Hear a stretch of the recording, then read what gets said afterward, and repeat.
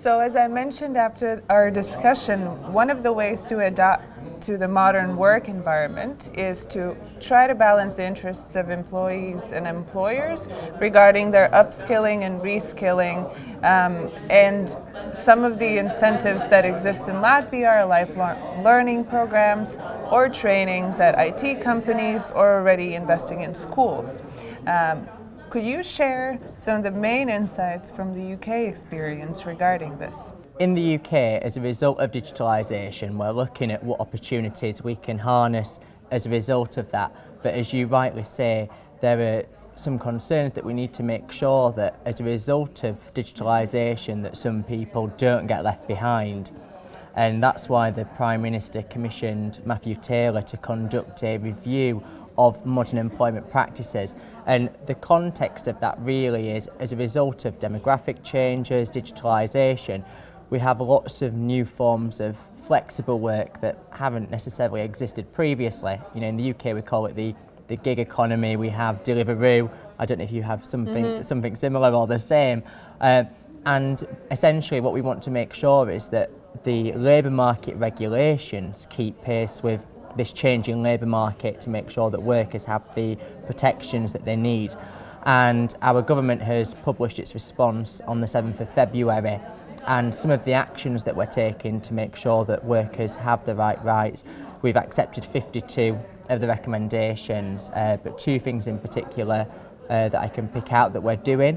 We're creating the right for workers to be able to request a more predictable contract. So if you're working 30 hours a week, week in, week out, and you're on technically a 0 hours contract, you have this statutory right to say, hang on a minute, can I have a contract, a permanent full-time contract? And that will help you get a mortgage and do the things that you need to do to get on in life.